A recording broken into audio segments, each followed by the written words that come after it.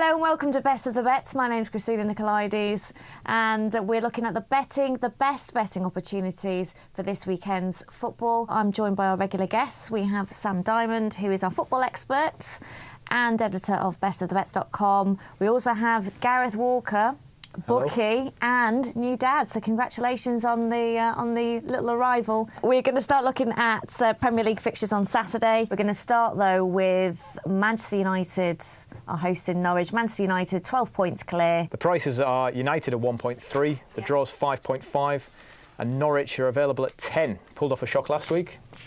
They did pull off a shock last week, and it's a shock that has pretty much guaranteed their survival, I would say, in the Premier League. Yeah. It's certainly alleviated the pressure on them. So they can go to Old Trafford and they can play without fear, really.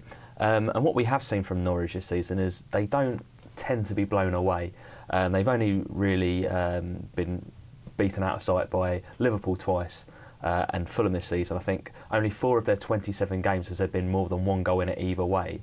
So their games are notoriously tight. But can they really take well, the thing on? is, we expect Alex Ferguson to put out a sort of second-string team. Now, we know he's still strong. Yeah, they are still strong. We've seen them beat West Ham, we've seen them beat Fulham, we've seen them beat Reading in the FA Cup. Yeah. I think they will win again here. You might want to look at other goal-scoring alternatives to usual. Hernandez, Welbeck, even Ryan Giggs, who's back on the scoring trail. But I think Norwich can certainly go there and give them a game. And I'd take them here on the Asian handicap. Well, the one that would interest me the most for this one would be to take Norwich with a 1.25 goal head start. So whenever we've got quarters or 3/4 involved, you've got to remember that your stake is split. So in this case, half the stake goes on Norwich at +1, and half the stake goes on Norwich +1.5. So if Norwich win or Norwich draw, then the bet wins.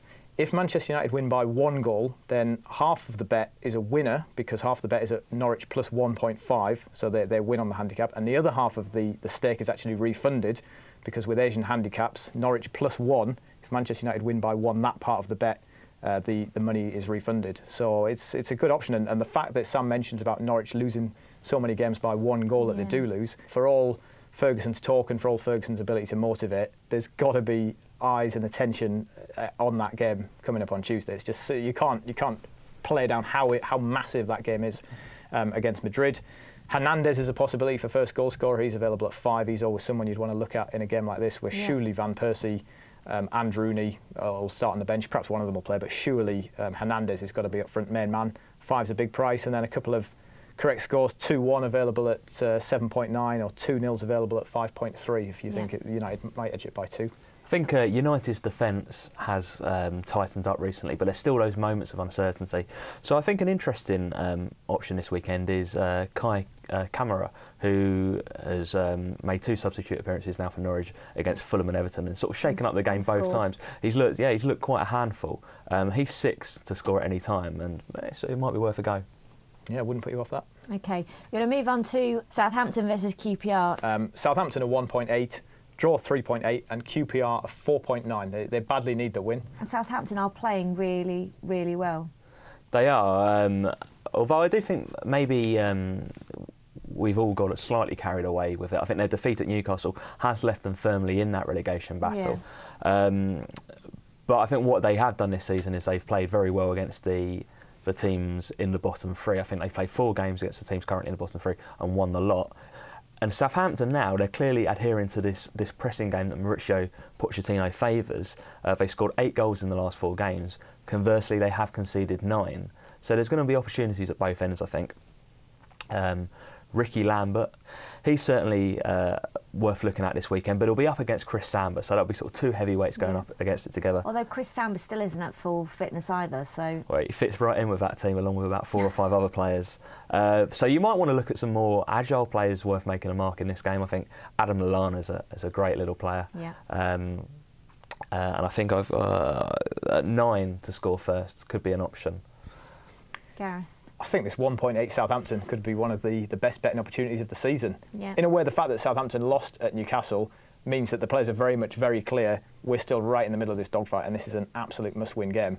One other thing to consider about Ricky Lambert, penalty taker. So many penalties in the Premier League last week. If you're looking at first goal scorer options, certainly worth considering penalty takers, who takes the penalties for teams. The other nail in the coffin for my thinking on this game for QPR is just a shocking record in the games against the other teams down at the bottom. It's just they don't seem to raise the game for this sort of game. They raise it against the big teams, but I just can't see it. I cannot see it at all. No, I think we're all agreed. Southampton. 1.8. Yeah, I mean 3-0, maybe 12.7 is the way I'd be going. I think it could be very comprehensive. OK, we're going to move on to Everton versus Reading. Everton are 1.4 for this, draw is 5, and Reading are 9.4. Will their luck ran out against Wigan, but might come back again this week? Possibly. Against Everton. It seems a good time to be playing Everton after so much promise. Their season's flagging by the week. They won 1 game in 6, and it was against an out-of-sorts West Brom.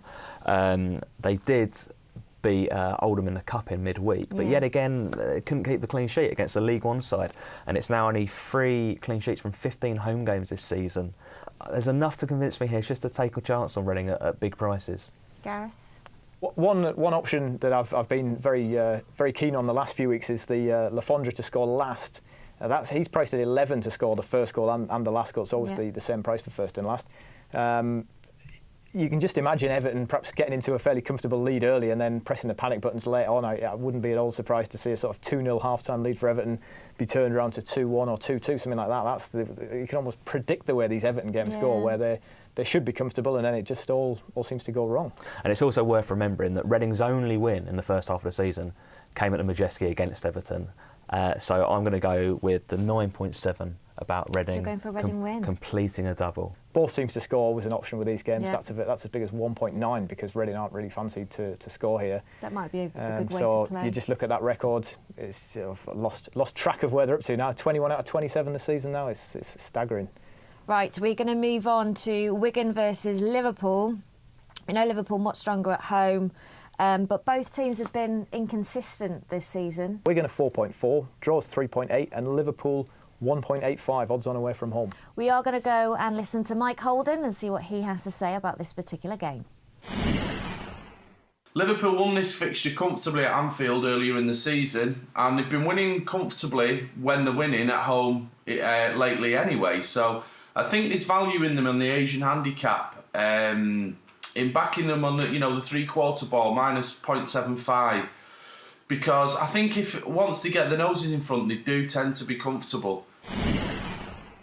I'm not sure I necessarily agree, but Gareth, explain what the odds are then, according to Mike. Okay, so we've got another complicated Asian handicap here, but I would really urge people, these bets are not as complicated as they seem. But what Mike's doing here is he's backing Liverpool minus 0.75 or minus 3/4 of a goal. So basically, he's predicting a confident victory. Yeah. If they do win by 2 or more, his bet wins entirely. But he's got that insurance that if they win by 1 goal, still half of his bet is a winner. Sam, do you agree that if Liverpool are going to beat No, Wigan? I'm with you, Christina. I think Wigan could give them quite a tough evening. Mike mentions the fact that Liverpool have been very dominant at home lately, but it's their form away from home that concerns me more. It's 5 games without a win in all competitions on their travels since they won 3-1 at non-league Mansfield. Yeah. So it gives Wigan hope, and we've seen a lot of, Luis Suarez is playing well. I like Jordan Henderson; he's been playing well in midfield. Gerrard has been playing well, but at the back they remain questionable, and we've seen individual errors from Martin Skrtel, Daniel Agger and Pepe Reina, who's frankly been on the decline for several seasons now. Yeah. So it gives any opposition a chance, and Wigan are scoring goals. Yeah. They've got 7 in the last 2 in League and Cup, and they've scored in each of their last 10 league games. They have Aruna Kone back. He made a goal-scoring return with a brace at Reading. Why not Wigan? I'm going to back Wigan to win here. The play I like actually is to look at, there been plenty of goals. If you go for over 3 goals in the game, you get an odds against that's priced at 2.2. If this is again it's a 2-way handicap, so if there are exactly 3 goals, you get your money back. But if there's 4 or more goals, which I think is a fair shout for there to be, that's priced at 2.2. 2-all is a correct score, maybe 11.5. I certainly wouldn't be confident enough in Liverpool to put my faith in the outright 1.85. What other games do you fancy? I really like Swansea Newcastle, and I think Newcastle on with the rise of the French Revolution, I really like Newcastle to win. Well, betting there, Swansea 2.2, Newcastle 3.55, the draw 3.5. It's difficult to know how Swansea will react from their cup win, really.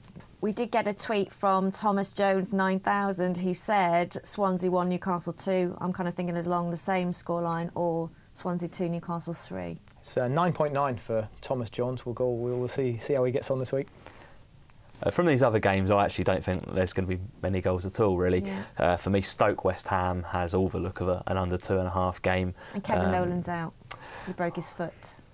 Good.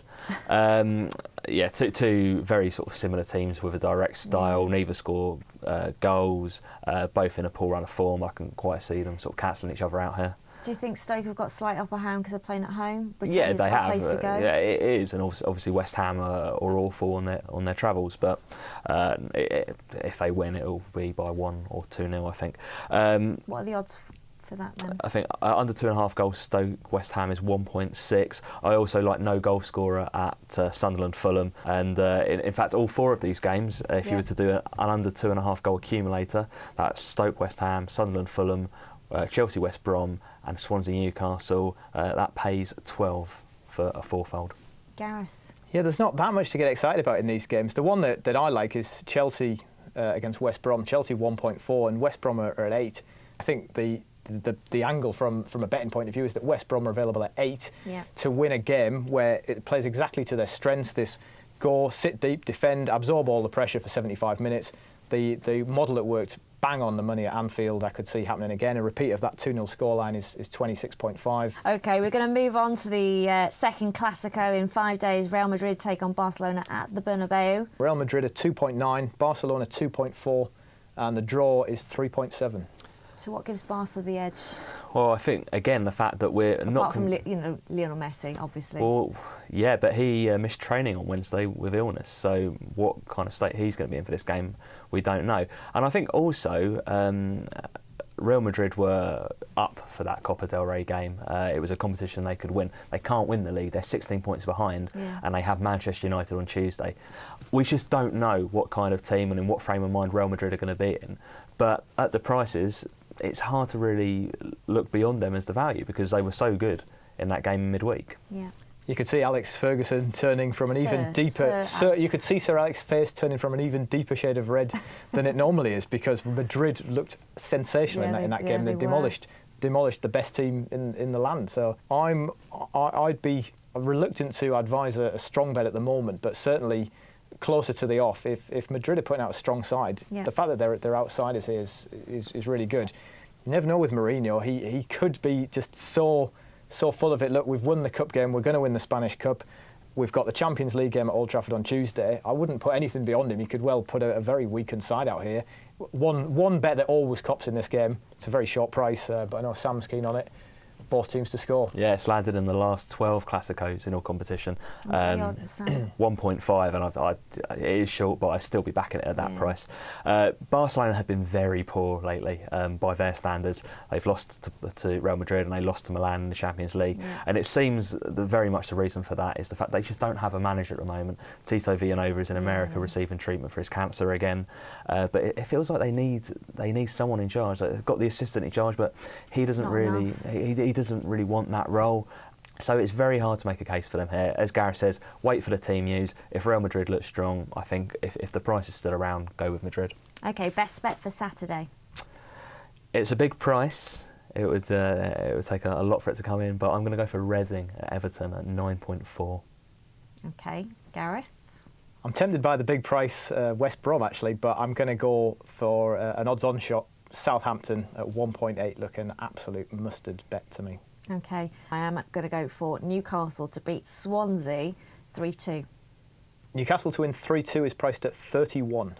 Remember, for you to place your bets on any of these games and more, head to our website, which is www.heavenbet.com. You can tweet us at Best of the Bets and watch the show back at www.bestofthebets.com. Join us after the break where we look at the North London derby and we look at the European action. See you then.